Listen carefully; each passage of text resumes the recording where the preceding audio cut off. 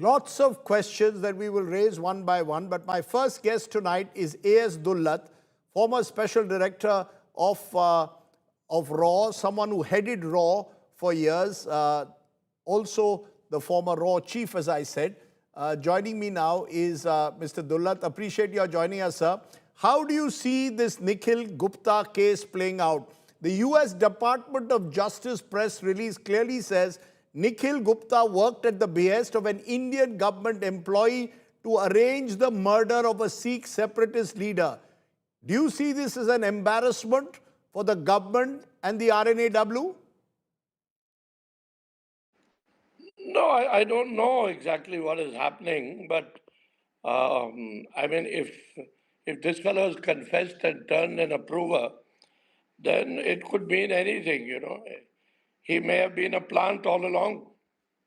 Are you saying, as the Indian government sources are now claiming this was a rogue operation, can we just go with that? Or do you believe, given the voluminous documents now available with the US authorities, this was a covert operation launched by possibly RAW that went horribly wrong? Well, if it's gone wrong, then yeah, it has gone horribly wrong. But I would go along with the government version here that I feel, and I felt earlier also, that this fellow could have been a plant, you know. The ease in which he is confessing and has become an approver means that he could have been a plant all along and fooled us. But whose plant could he have been? Why would Nikhil Gupta be a plant of anyone other than the government? Obviously an American plant. So you're saying that, you know, he could be a US plant, but at the end of the day, I want to repeat what the Department of Justice United States statement is saying based on the FBI investigation. The fact is, an individual has pleaded guilty to plotting the assassination of a US citizen, Gurpatwant Singh Pannun, a Khalistani separatist.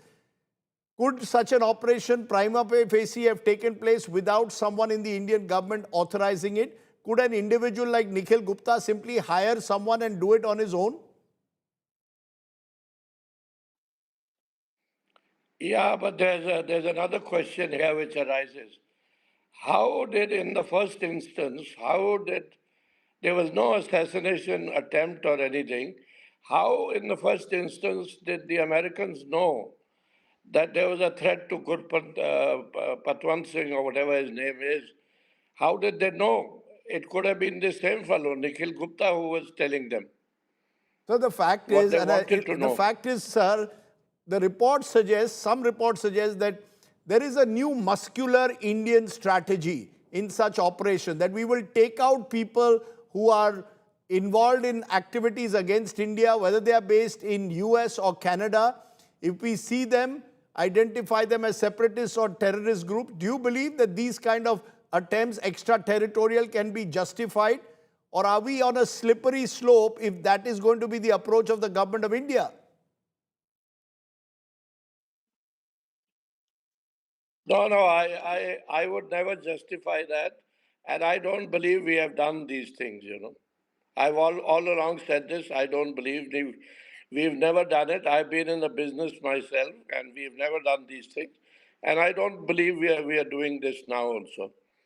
And if this was some kind of an operation, then it was a terrible operation. That's all I can say. You're saying, but sir, across the world, Israel's Mossad, USA's CIA are known to conduct such covert operations. Only in most cases they don't get caught. But are you saying that there is a red line that India must draw, that these are not operations that Indian government should get involved or sanction at any level? Am I correct? Absolutely, absolutely. We have never got involved, and I don't think we are involved. So you are categorically saying time and again that we are not involved, but I will ask you again, why should America cook up such a case? We have a strong relationship with the Americans. Why would they cook up such a case that only ends up embarrassing the Indian government that has seen an Indian national now facing a potentially very long period behind bars? Even if you do an operation, you don't get caught. That's the rule of the spy world. But he's done it himself, hasn't he? He's confessed himself. He says that he was involved. That's why I suspect he could have been a plant all along, you know. He could have been a US agent all along or a CIA agent all along. Whereas So, we thought that he was working for us, if he was in but touch if, with somebody. but if he was so innocent, Mr. Dullat, should he not have fought the charges instead of pleading guilty in the US court? When he pleads guilty, obviously to offset some of the punishment he will get. The fact is, I repeat, all of this is based on documentation, investigation that the US authorities have carried out. How can we dismiss it casually? Well, you're saying the same thing in a different way from what I'm saying. That where, how, and why has he confessed so easily? You know, and why at this point of time? I mean, this story is not happened just today or yesterday. It's 3 years old or whatever. So how did it take so long, and why the timing at this point of time? You know, and yeah.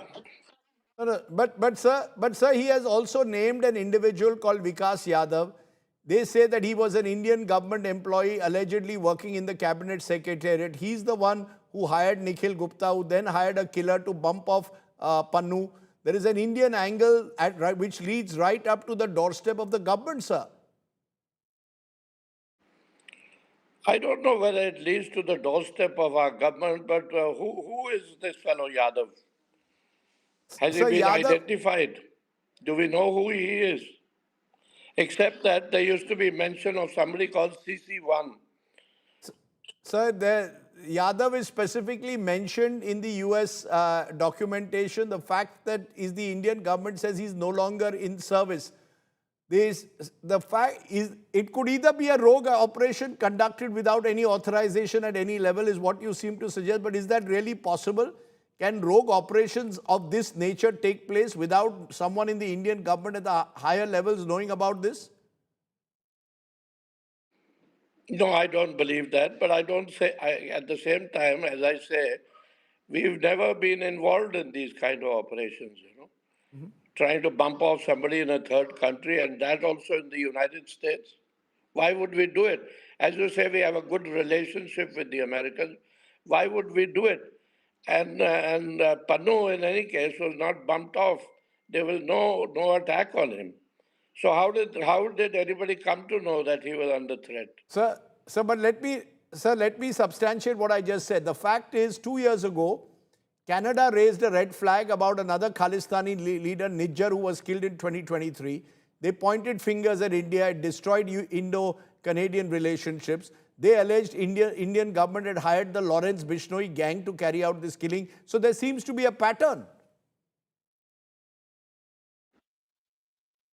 Yeah, I remember that Niger case, and it was unfortunate, however it happened or whatever.